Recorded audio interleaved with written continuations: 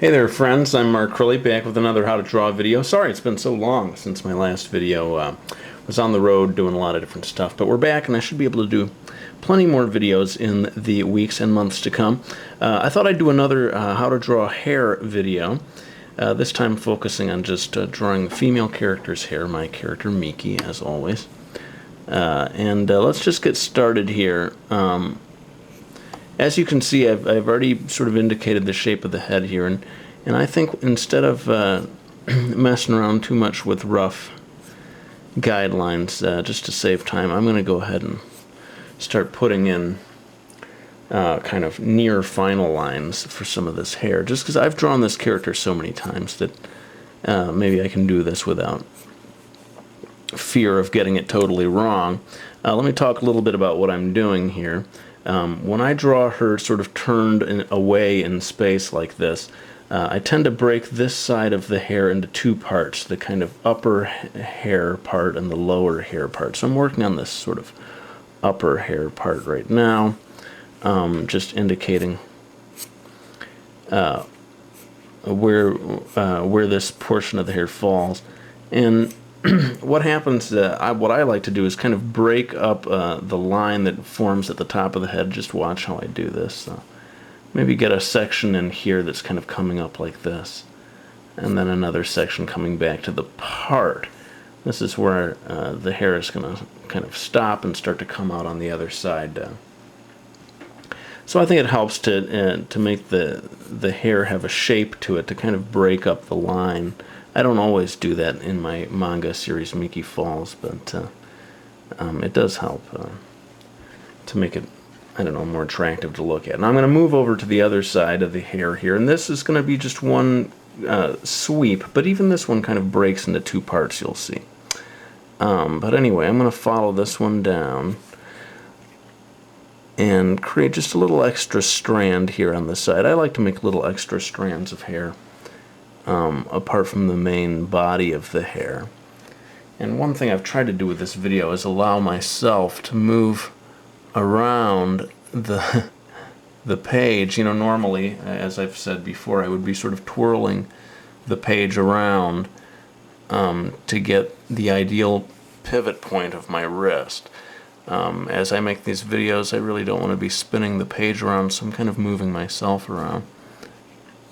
In any case, I'm creating one long section of hair here coming down the side of the face.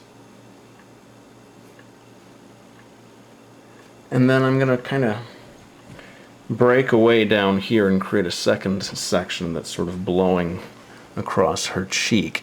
Let me just finish the kind of bangs here. Again, I've moved over to this side to try to get a natural sweep of my wrist as I put these lines in. Now I'm going to come over here and get this secondary section of hair that's kind of coming in here, blowing across her cheek in hopefully an attractive way. This whole way of doing hair, I should say, is influenced a lot by Kosuke Fujishima, the creator of Oh My Goddess, or Ah My Goddess, depending on which version of it you see, I guess. In any case, he really is a master of drawing hair, and so you should definitely check out his work if you want to learn about drawing hair, particularly female characters' hair. In any case, I've kind of got that second section in, kind of blowing across the cheek. I'm going to start to work on the secondary section that's down here.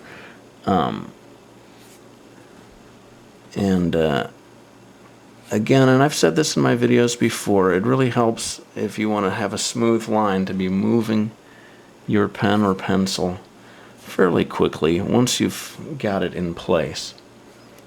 And that comes with time, practice, getting a nice quick line in there that just has a certain gracefulness to it. Now this is an idea that I got from Kosuke Fujishima, and that is to have these sort of longer strands of hair coming in front of a shorter section in the back, And that can be something you try again, just to create more shape and body to the hair.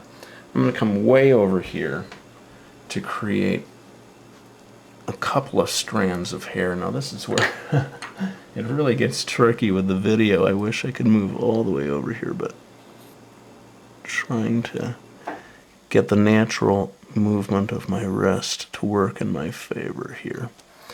Well, not the most beautiful lines I could have done, but anyway, you get the idea. And I'm going to go ahead and have these continue behind here. This is getting kind of meticulous, but this is the kind of sort of shot hair thing that I'm trying to create here today.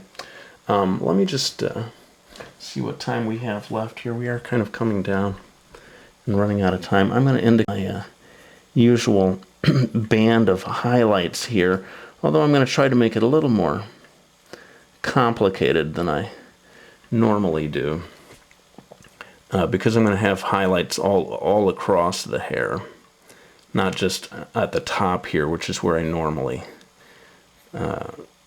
throw it in and just sort of leave it at that. But I thought that people might enjoy seeing a little more highlight going on here. Again, this is sort of like a beauty shot, almost like fashion pose illustration here. I don't know if you want to go this, get this involved every time you draw a hair. I don't think anybody maybe wants to do that. But if you want to draw your character, you know, make a really beautiful illustration, this kind of way of doing highlights can make that illustration as pretty as possible. So I think I've got enough of the white highlights here. I'm switching over to my Dixon Ticonderoga standard number 2 pencil that anyone can find, and I'm really going to start flying in here with the shading, just to make sure I don't completely run out of time. This is going to end up being a real-time video, so that's why I can't labor over this section for too much longer. This kind of thing, I think you can get away with being a little bit sloppy, almost a little bit messy. I mean, you're sometimes once you've got those main lines in, and that's the stuff you've kind of labored over, this kind of thing you can just sort of dash in, and it has a sort of a liveliness to it.